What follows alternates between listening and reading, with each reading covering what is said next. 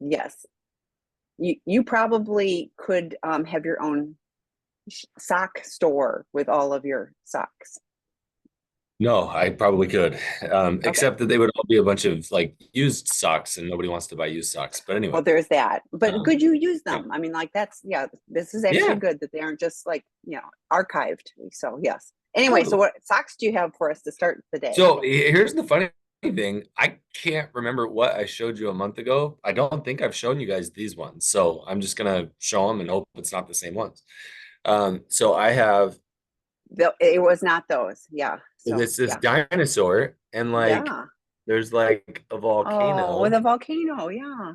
Yeah, Yeah. and then like a pterodactyl and then the foot. And so I always With like little socks paws. Well, or claws or that have whatever. little paws, like right, little fossil feet and like little plants and stuff. And anyway, I think these are awesome. I love the color and the randomness. I haven't shown you guys these ones yet, but I have one pair. I was trying to find them this morning and I couldn't find them.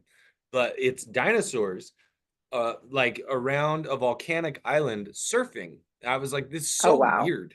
Okay, that one's Yeah, next time. but So yeah, yeah, well, I will yeah, try and remember that one for next time. But yeah, yeah. I thought you might have because it's springy, so I thought you might have some, you know, springy no, looking I socks. mean, I have spring. So it's funny because I did wear a pair of Halloween socks like around Halloween one time because they're too weird to wear any other time, in my opinion.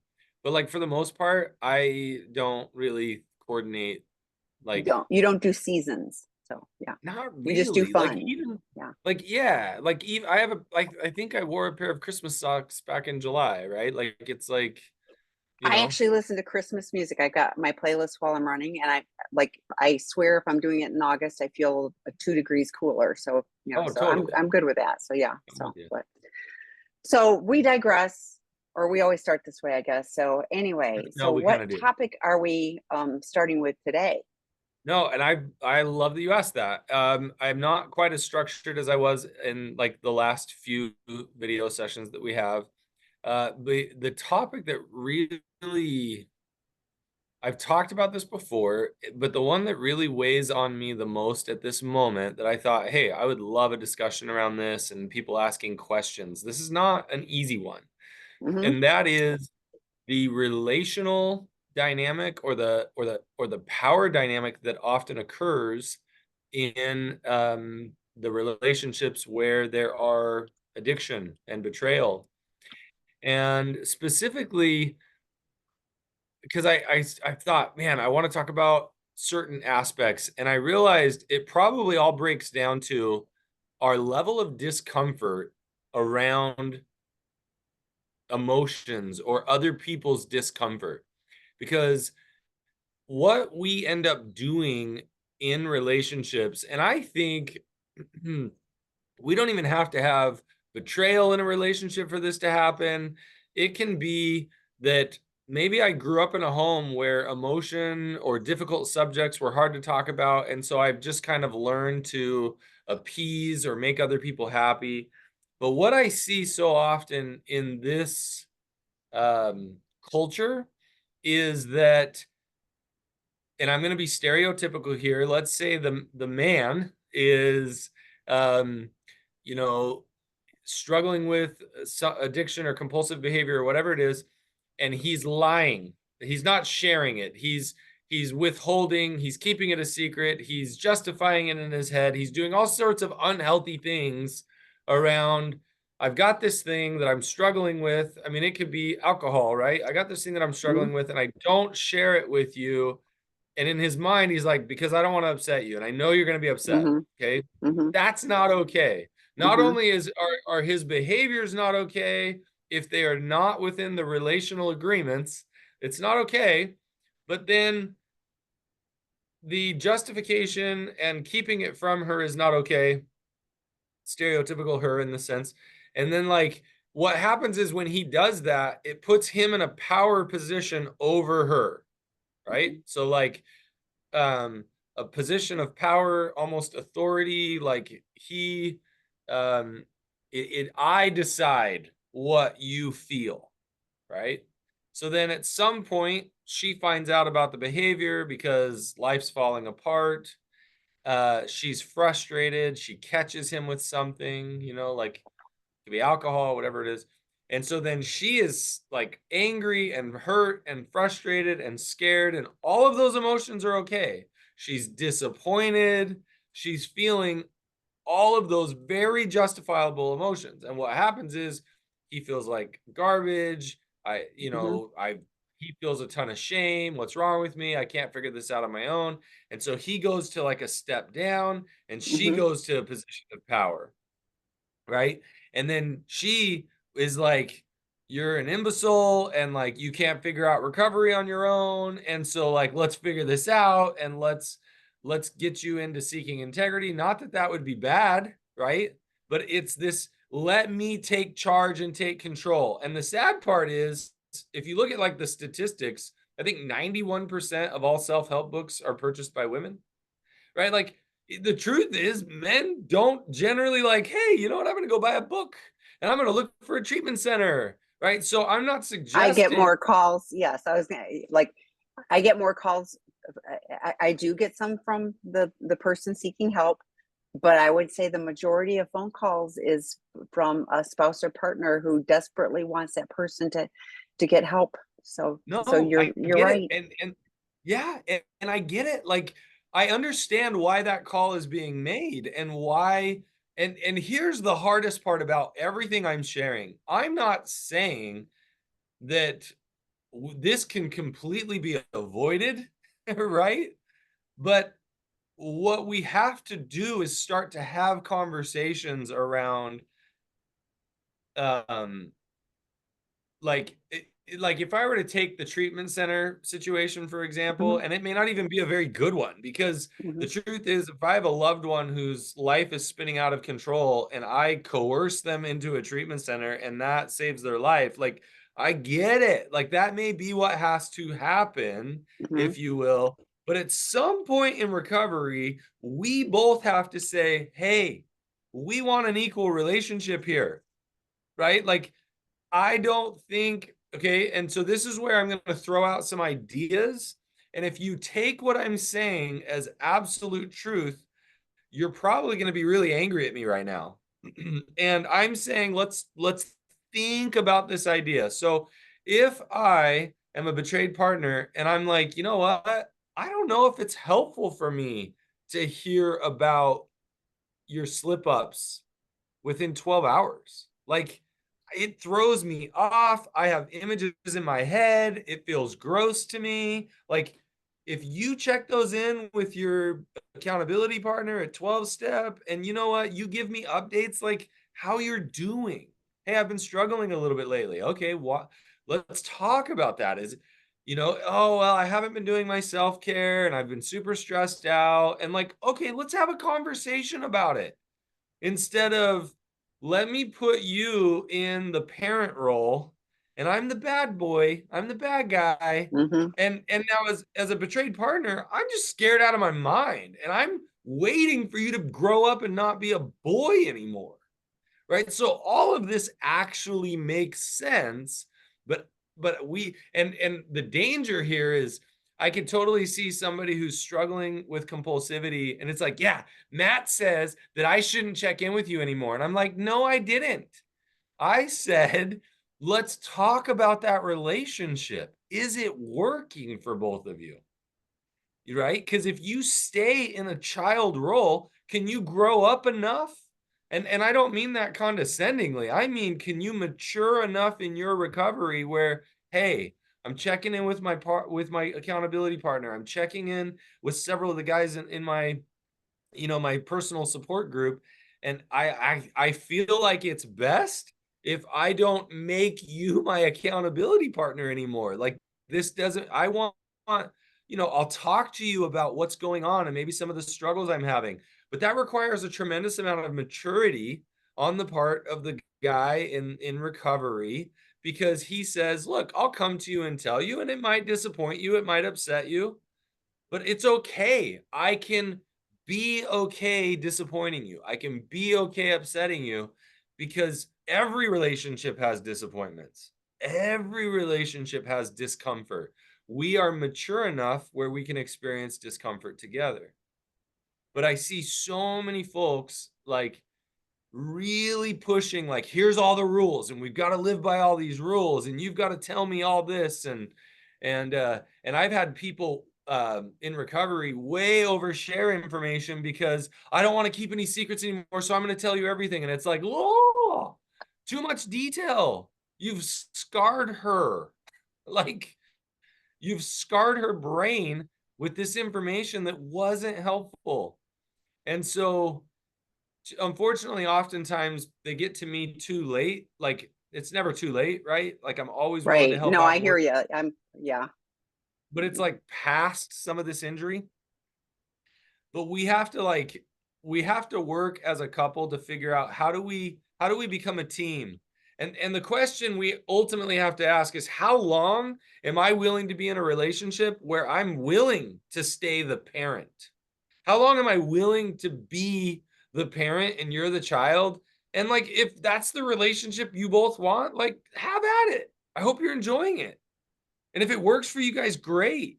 But but I often will challenge my clients, like, how long do you want to do this? How long have you done it? Do you want to keep doing it this way? Is this what you envisioned in your mind for your relationship? And so, is it even possible to shift? And the truth is, sometimes it's not. Sometimes I sit with people and I go, man, it's awful, but I don't blame you for being the parent. And if you can live with that, I'm gonna go home and I'll be fine. I know I don't know that I could. So it's kind of a lot to throw out there, and we've talked about it many times before. I feel like, Tammy, right? Well, but yeah, but this is a little different approach. So yes, like I say this all the time. Do you know how many first step, 12-step meetings I've been in? Like, I don't know, 1,000. And you know what? I can always learn You can more. always If learn. I'm willing. Yeah, Right. and this may hit somebody at this moment where this is relevant for them now. It wouldn't have been 3 months ago because that Oh wasn't where yeah. they were at. Well, So I don't think there's ever like, oh, we've already talked about that. We should never talk about it again. oh, totally. How many times do all of us need to hear the same thing over and over until the parts that we need stick? So I throw this out, and I often get pushback from people on this. And I'm not trying to tell everybody, here's what it needs to look like. What I'm trying to do is take a look. Ask yourself how this feels. What would you want different? And too often, people on both sides can be upset with me or use what I'm saying against me right here, right? Like, Or against each other. and against Yeah. each other. I say against me because that's where I get the most kickback. Like, well, you told my partner they shouldn't Ah, check in with me. And I'm like, no, I didn't say that. I said, is it working for you? I asked the question, is it working? And I see why that sounds like I'm saying this isn't good, right? Like, I think there comes to be a spot where we realize, you know what? We probably need to move on from that tool and let's adapt it now for us where we're at. Now, maybe I'm speaking to an audience that's way too young in recovery. I don't know. Let's find out with the questions I get here in a minute, right? But yes. but I do want you to think long term. Anybody, no matter what stage of recovery you're at, think long term. If you try to satiate your fear by knowing all of the details, are you going to damage your psyche and your relationship? Are you going to set a precedence in the relationship that this is how it's going to be forever? I remember early on, if I were to guess, it was at least a decade ago, maybe 12 years ago, I was working with a betrayed partner who said to me, I don't want to hear about the slips anymore. I can't do it. I don't need the information and it's too much. And I remember instinctually inside, I'm like, no, no, he has to tell you. It's part of the rules. And it was almost like I was enabling, and I don't think I said that, but I can't imagine that the vibe didn't come out, right? Mhm. And I look back and I think sad because now I'm encouraging her, no, don't trust your instincts. We need to take care of him because he needs the help. I can't imagine how many times over the years I've accidentally or purposefully sent the vibe that nope, he can't learn to mature. We have to take care of him. And so it's like the other direction as well. Like, hey, dude, when are you going to mature and realize that you've got to live healthy? You've got to learn how to do your own recovery. Otherwise, you're going to be making life really cruddy for her because she feels like she has to parent you. She has to raise you. When the truth is, you need to raise yourself. You need to raise the little boy inside of you or the little girl inside of you who didn't get the parenting they need and learn how to have an equal relationship with your partner. Anyway. Well, one of the things I hear, and I bet you do too, is often is she's trying to control everything, and I'm going like, I imagine it feels like that, for the person who's, being parented by their partner, because Yeah. there is an element of I have to control things because you're not taking responsibility. And like you're saying, if I'm stepping up, guess what? My partner doesn't have to do it then. If I'm Yeah. showing with my actions that I'm showing up, I'm taking responsibility, I'm taking accountability, then that starts to, okay, now I can take care of me and you've got you. Yeah, and when I hear that she's trying to control everything, I will often ask, can we try to explore a different viewpoint? She's not trying to control everything. She's trying out of fear to manage her fear. And what is it that's going on for me that I'm not showing up for her and that she's so afraid? Now, maybe no matter how I show up, she's going to be afraid. Okay, what if I have to learn to get comfortable with that? Hey, it feels like you're trying to control. My guess is that you're feeling really scared. Are you feeling scared, sweetheart? Like, let's talk about your fear. Stop talking about the control. Talk about the fear. Don't talk about the behavior. Talk about what's driving, which emotion is driving it. But that takes a lot of practice and a lot of maturity to be able to recognize she's not controlling, she's scared. Yeah, yes, because my initial reaction is going to be you're controlling me, rather than Yeah. what behaviors am I demonstrating to my partner that is, that could she's viewing and going, this isn't really working for me, and so therefore out of fear I'm going to go, you need to go to your meeting, you need to call your therapist, you need to whatever it is, that, what is your agenda for recovery, so. Yep. Oh, we have a question. Okay, so You let's go to do. the question. We had D-Day on in October of last year. We did disclosure through staggered truth. Ugh. We are now trying to find a couples therapist, and they are all recommending a full therapeutic disclosure. We have read how damaging it can be for both the betrayed partner and the addict. We have read how damaging it can be. Is this step a necessity, since as a betrayed partner, I have all the dirty details already? We are looking for guidance in this area since the whole detailed truth is already out. This is the stuff that, like, just like you were saying, oh my gosh, we wish you'd come to us like October 22nd, so. Well, right. So let's talk a little bit about this because this is one of those things that, so let's see, if I remember right, I think I became a CSAT in 2016. And so and my opinion early on was, I mean, I beat the disclosure drum. Okay, no, disclosure, we got to do disclosure. It's part of the process. And again, there are times where that can be really helpful for the addict, and there's times where it can be really helpful for the betrayed partner. But here's where, when I hear you write this question out, you need to trust your gut. If you don't want a disclosure because you've already done it, you have that right. And if last I checked, ITAP's like the statistics around disclosure was 90% of betrayed partners were glad that they did it. A well done formal therapeutic disclosure, You like know not what? this. Yeah. Correct. A Yes, well done not this therapeutic staggered disclosure. No, no, recovery no. But stuff. So yeah. here's what the person asking the question is saying, we don't want to do a formal therapeutic disclosure. And I will tell my client, if you don't want to, don't do it. Right? Like if you don't need it, that feels like um if I were looking back at a younger version of me, that was a well-meaning therapist who was doing what they were trained to do based on their understanding and is essentially pushing what they feel like is best practice. And I have learned a lot since that if a client is telling me, I don't think that would be best for me, then I'm like, great.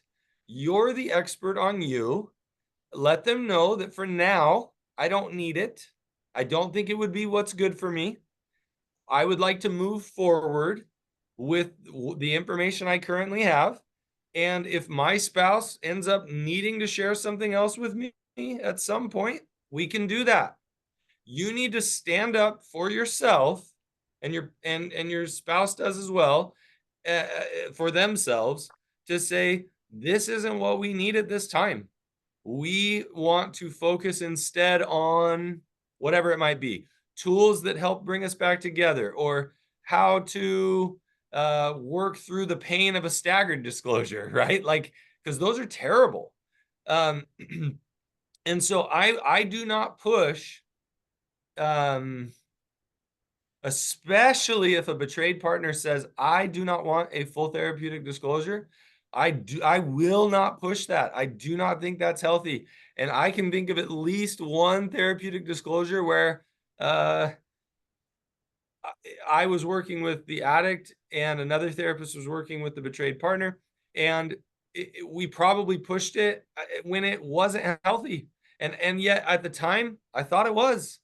And so I think you need to be very firm that if that's not what you want to work on, then take to your therapist your goals.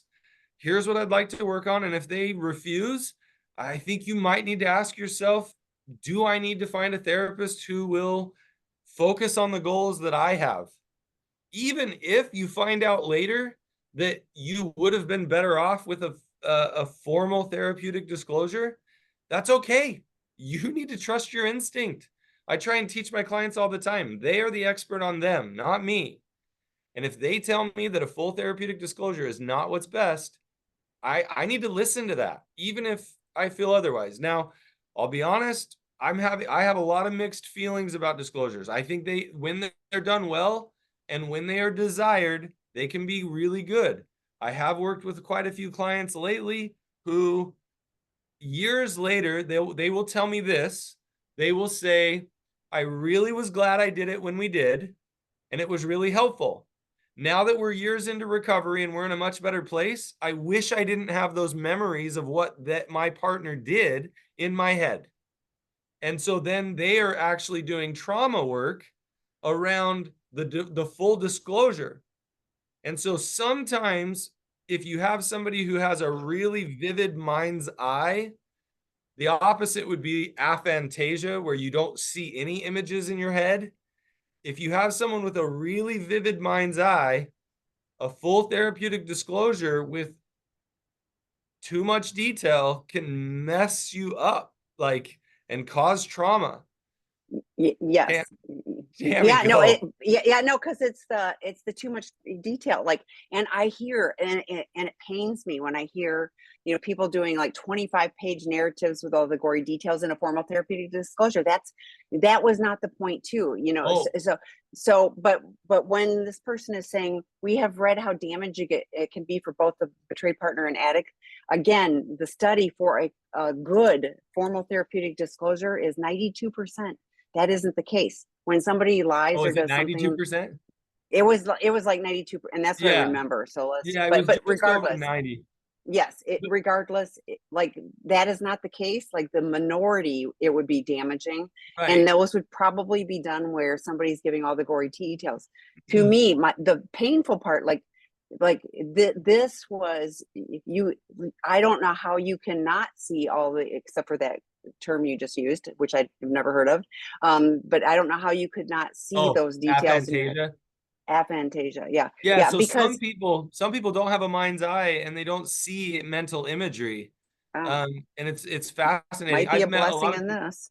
Well, no, that it really can be, but even still, I mean, I have a very vivid mind. I have a very vivid thought process, and so and with pictures and imagery, and so I have to be careful about all the imagery I take in. But like this is where it's tough because I tell my clients, if you know yourself well enough and you know that this isn't the right time, you've gotten the info you need, then trust your instinct for sure. But there was one more piece I wanted to throw out there. Oh, I've seen therapists who are like, or even spouses. Well, tell me about all your fantasies. Anytime you Oh, fantasize, and who have you fantasized about? And it's like, no, no, no, no, no, no, no. We do not get in. I don't even have people get into the details under rare circumstance. Would I even have them get into the details of what type of porn they watched? Because I don't think it's helpful, right? Like it's too much information, I've always felt like that's damaging. And so when I do a disclosure, we are getting into um, like more of the history of how behavior happened and how often behavior happened, but not necessarily the details or the content of that behavior. There are some exceptions, and a well-trained therapist should be able to do that. But even then, I feel like I was a well-trained therapist. I can look back and see where I made mistakes. Every one of us do. And if you know yourself well enough and you don't want to do it, stick to your guns. my big thing is please go get individual, like what you guys need from an individual therapy standpoint. Trauma therapy for you for sure. I mean, like all those gory details floating around in your brain. I mean, you can't unhear, unsee that. So getting the help to support you through all that, since the whole detailed truth is already out. Yeah, that isn't what a good formal therapeutic disclosure is. And unfortunately, you've also had it where it's the trickle one where you got it and then you got Yeah. it again and then you got it again and then you got it again. So you getting, like, we talk all the time about supportive therapy for partners so that they have the ability to work through the betrayal trauma and those traumatic images. Accountability, like Matt was talking about earlier. It's like if we're accountable and we're doing the things we need to do, then we can grow up. So addicts, getting the help for that. And so and then some couples therapy if there's a right combination to help you. But right now, gosh, I really encourage you to go, get support for you, for healing. So one more thing, two more things. We have a Betrayed Partners work group starting again in April on our website. Those are 6-week courses, and it's healthy boundaries and communication tools, and it's psychoeducation that you don't get with therapists, and many therapists recommend those groups for their clients as well. We also have Sex Addiction 101, Porn Addiction 101, Out of the Doghouse for men who've been caught cheating. And then for you to consider, we're working on scheduling. We're planning for late September, but we have an in-person retreat, for betrayed partners. It is a gift to be in the presence of those women who are doing the work. I mean, it is the healing that happens in such a short time for them, where they're traumatized by everything that has gone on, and there's a shift.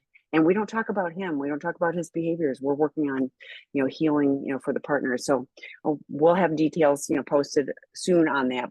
But there's healing for you, regardless of, where you are in the process now. So, okay. So the next one's a two-parter. Day 5 of wearing my suit of armor to deflect the behaviors. I've spoken to this person, and I literally we were doing a Zoom, and I kind of do this shield of, like, I put my little Kevlar shield up, yeah, but like like all this stuff. And anyway, so that's where that comes from, to deflect the behaviors after boundary breaks with the addict I live with. I learned that one yesterday from Troy Love. Good job. Gaming, yelling at me for controlling him, refusing to work because I made him upset, etc. I have not said more than 10 words to him this week, and now it's all sorts of commentary about my immaturity. I'm remaining strong, I think, not making food, laundry, clean up after him, Only texting necessary logistics for the kids, not asking why he's doing his groups anymore, etc. The commentary and disgusted looks from him are starting to break me down. I did print separation forms to prep for the lawyer I needed, which is heartbreaking, but I don't see another way out at this point. I guess seeking guidance or validation about if I'm handling things appropriately to protect me as much as possible, or am I rude and immature? You already know the answer to this. Like, you are not rude and immature. You have somebody who, oh, I'm mad at you, so I'm not going to go to work. You know, like this is one of those, like Matt was talking about, like, we have the opportunity to grow up or not. So you are not, you are not, you put your Kevlar shield in place, girl. You got it. So Yeah, a anyway, lot of Matt, what times, thoughts? yeah, when somebody's in a situation um, where they continually are feeling like they're being blamed, or, I mean, if somebody legit said to you, I'm not going to work because I'm mad at you, like, I'm trying to be empathetic. I'm like literally pausing to try and be empathetic. Like, there is a part of me that's like, are you serious? Like, I don't want to be rude, but I'm thinking, how old are you emotionally? Like, how about I'm going to work because it's what our family needs and it's important for our Right. future. Like, Yes. and so I mean, there is a part of me that's like, come on. And that's got to be really hard to live with. So if somebody's in that situation and the person they're with is really being unrealistic, unhealthy, and immature, yeah, I'm really gonna buckle down and focus on how do I take care of me?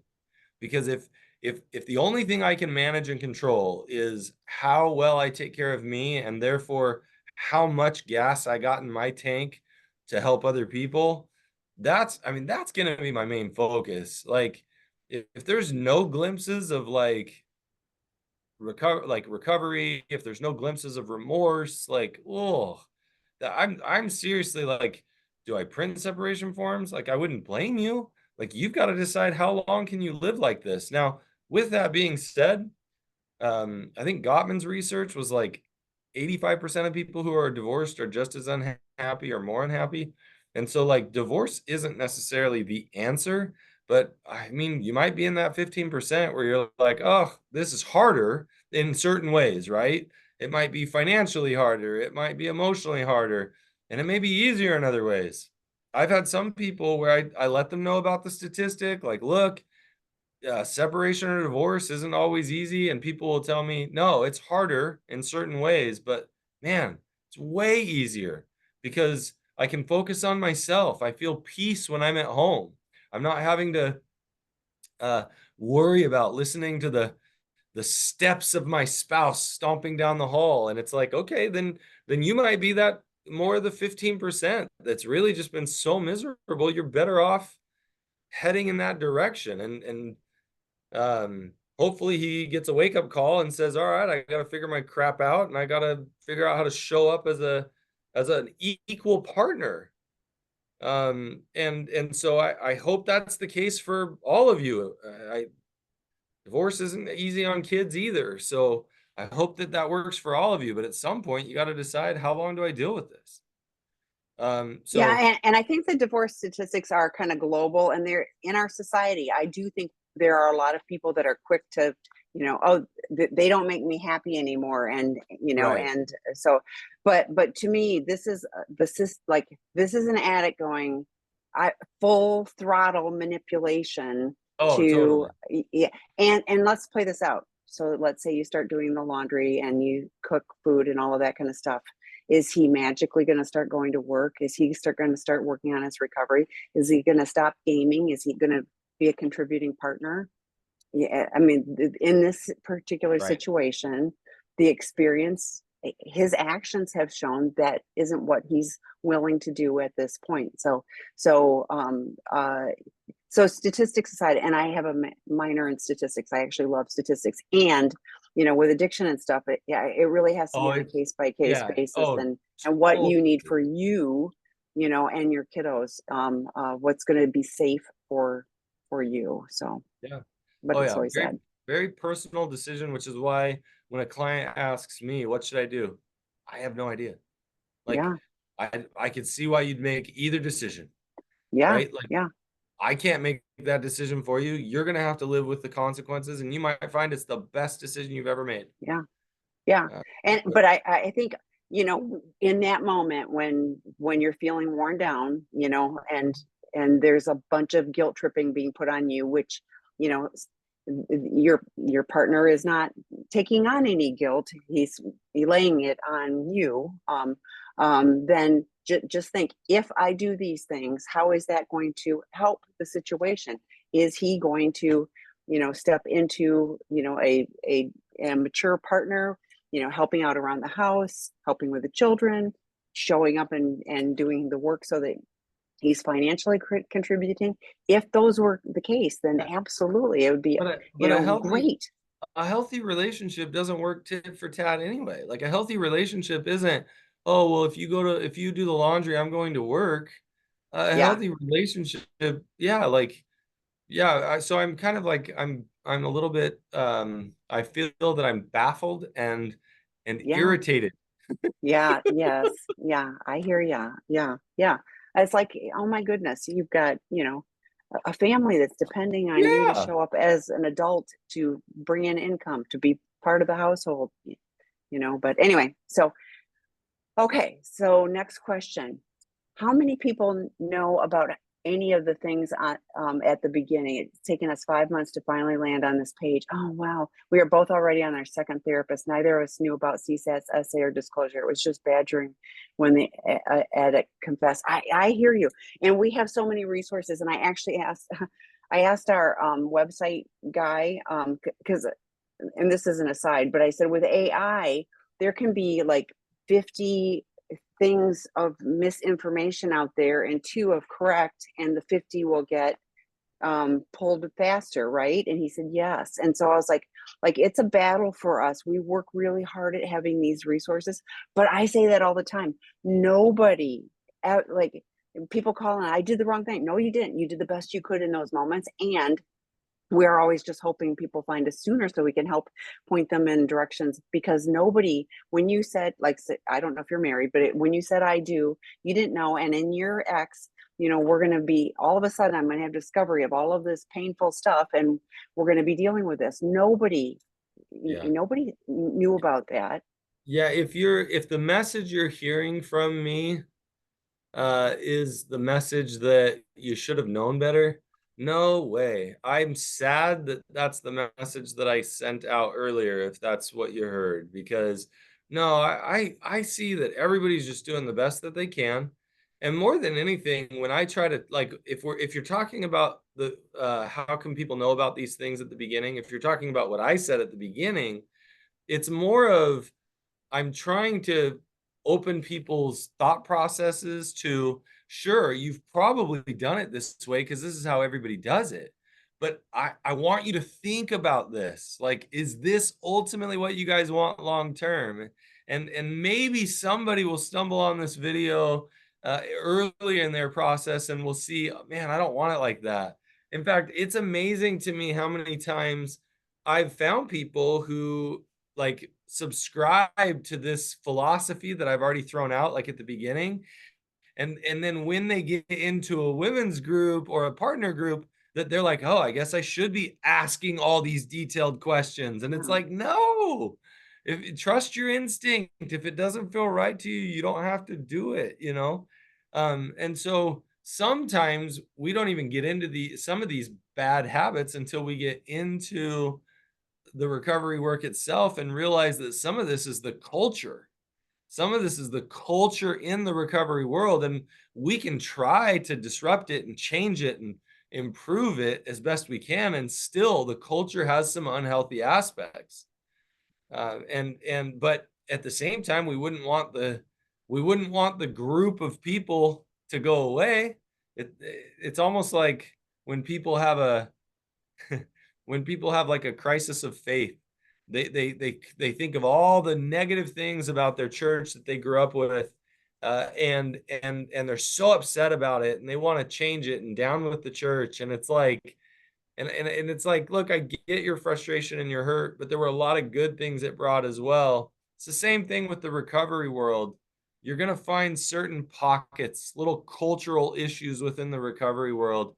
And the truth is, you're doing amazing. You're getting in, you're here watching a webinar, you've tried a couple different therapists, you're learning about CSATs and all of that. And so honestly, you're doing great. And I'm sorry if it's been it absolutely has had to have been a frustrating process. It makes me sad, but I don't know any other way than just working through it, being frustrated, and figuring it out like you are now. Yeah, So well, yeah, yeah, and I think, you guys are trying to figure it out, like, and how do we, or each of us, or whatever, move forward. So yeah, we do work really hard on having, good resources, lots of free, like this webinar, but the drop-in groups for each of you separately. totally. I mentioned the work groups, and we have residential help for those that are in need of a higher level of help. We even have online quick assessment so people can kind of gauge, and I get lots of people responding going like, I scored out X, whatever it is, Yeah, and that helps me, yeah, I mean, like if you score a 5, that's different than if you score a 15. And that helps because then I can go, okay, at that, here's some resources for you.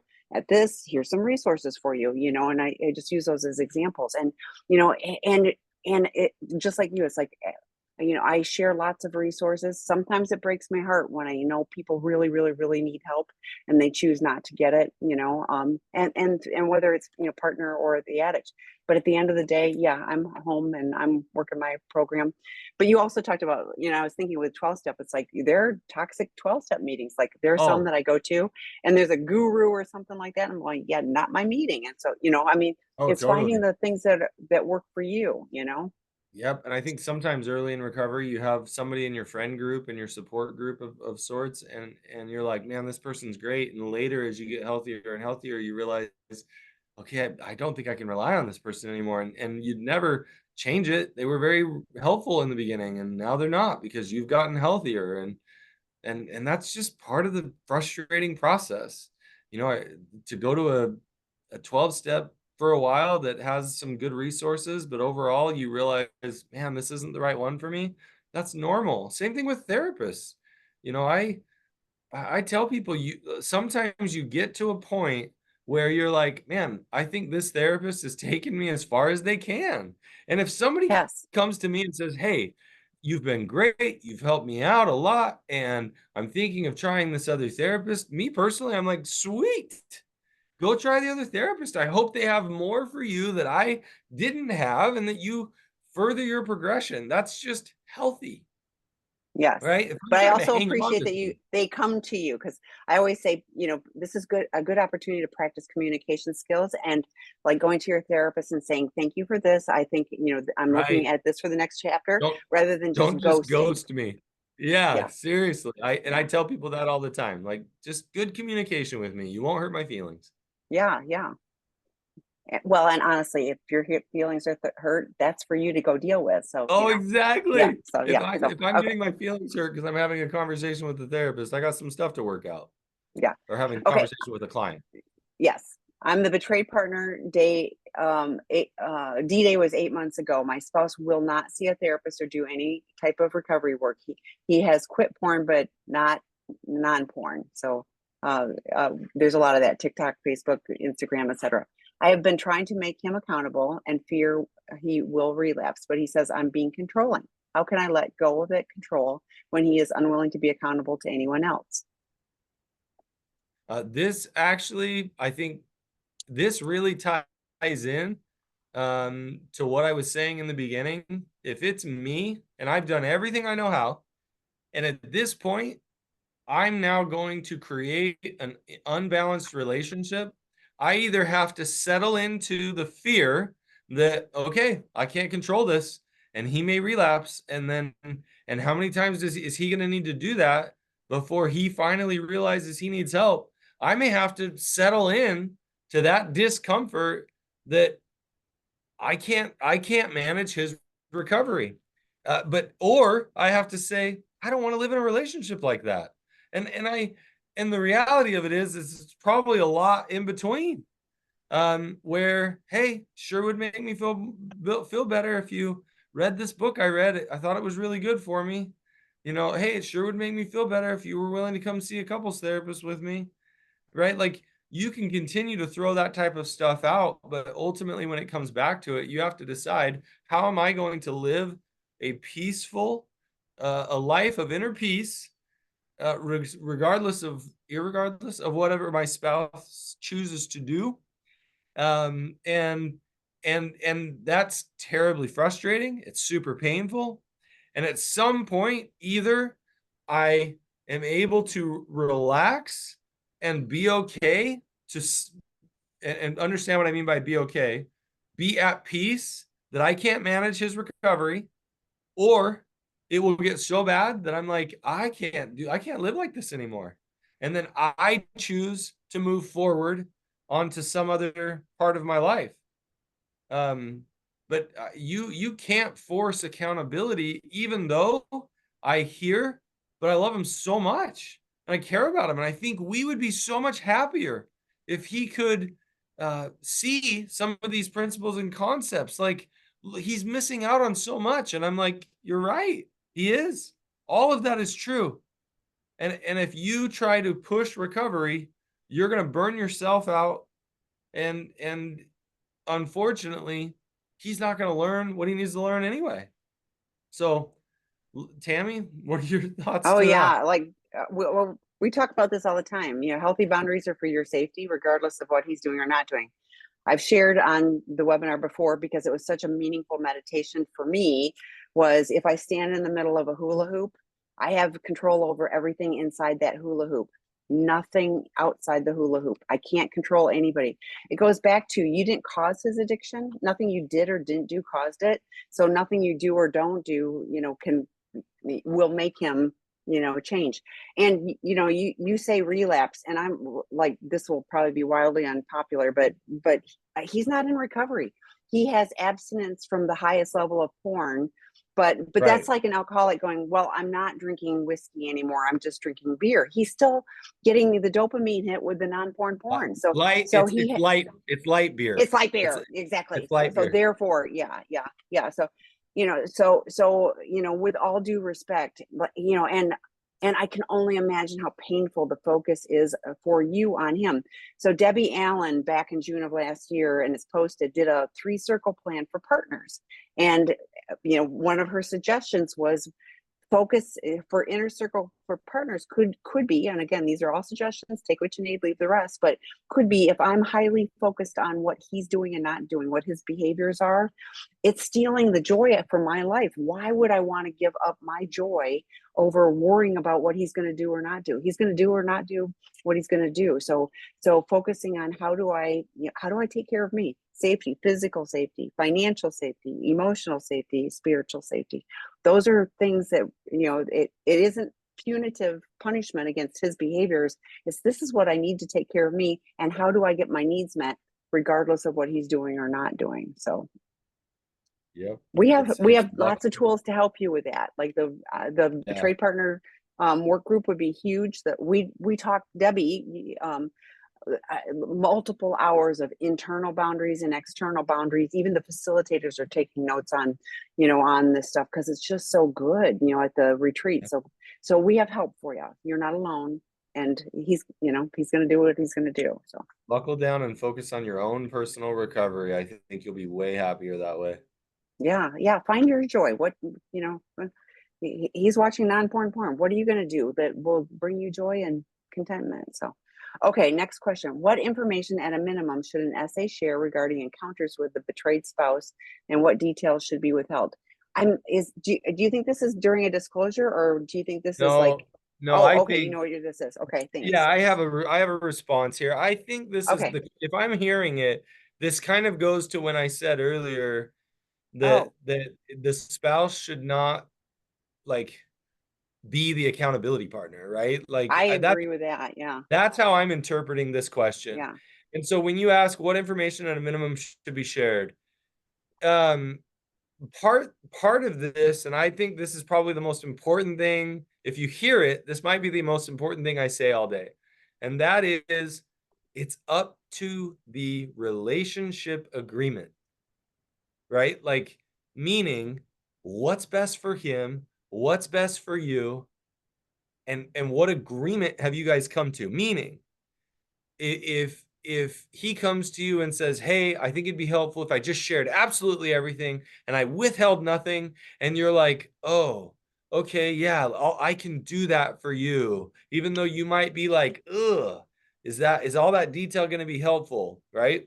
I'm going to be like, guys, that doesn't feel good. That's one of you basically taking a bullet for the other. And it's like, yeah, but he's sick. No, it doesn't work that way. If he needs to have that much information shared with somebody, that's fine.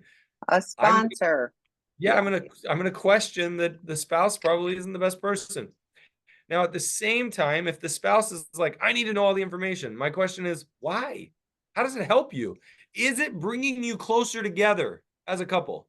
If it's not bringing you closer together and it's making you sick and it's making you repulse him, it's not helpful, right? So think about that for a second. What do you actually need and why? Like, you really have to tune in and go, why do I want all that info? And if it's like, because he's never been honest with me and I need him to be honest about everything, and it's like, you need honesty then. Focus on honesty, not details, right? And again, I realize that this is not, I don't have an easy response for you here, right? I'm not giving you, here's the minimum amount of information, because I don't know. It's going to be different for everybody. But I know if it were me, my thought is, and again, what do I know? I'm not in this situation in my current relationship, right? And so I'm saying this because I'm asking myself, what might I need? Well, hypothetically, I'm like, hey, why don't you tell me when you're having a hard time? And I might want to know, like, well, would it be helpful if you told me? Because if your hard time is that you're looking at porn again, okay, tell me. Let's talk about that, right? Why? Because I want to be here for you, not because I want to satisfy my need for information. Unless, hey, you said to me the other day that you were staying late for work and I trusted you, and I'm wondering, was that one of the times? Like, did you stay late and binge? Because that would hurt me if that's where you lied to me because you just stayed late and binged. Like, I need to know that information, because now I'm like, I need to deal with that hurt, right? I might need to know that. I'm not saying you do, right? But this is me just trying to brainstorm, what information might I need? But I'm going to sincerely ask myself, why do I need that? Is that actually going to help me long run? Right? I might even say, I don't want to know if he stayed late and binged. That's his issue. He's got to work through that. Don't tell me that information, because honestly, the next time you say you have to stay late for work, I don't want to sit there and second guess. If you're going to stay late and binge, that's your issue. You deal with that. You tell your sponsor, you work through that. I don't want to know. I would rather just trust you, even though you're lying to yourself. Right? Like, so this is why it's super hard for me to tell you what the minimum should be. I want you to ask yourself, in the previous disclosures that I've had, what's been helpful and why? What's drawn us closer together? What's made us a stronger unit? And I would ask him that same question. That's the type of information that I'm going to be going for. Why has it made us stronger? What's helped us draw closer because of it? He was able to be more vulnerable. Okay, well then how can I ask, hey, I'm wondering, that level of vulnerability you did there, that was amazing. Do I need all the details for you to be that vulnerable? Because I want more of that vulnerability. Right? What brings us closer together? What makes us stronger? What establishes more trust and real connection in the relationship? I don't love the word safety. Well, I need it to feel safe. Why? How do you feel unsafe? What is that? Where's that? What is that coming from? And is the information really going to make you feel safe? Or is it going to give you details that's going to make you feel gross? So I hope this helps, as I didn't answer your question.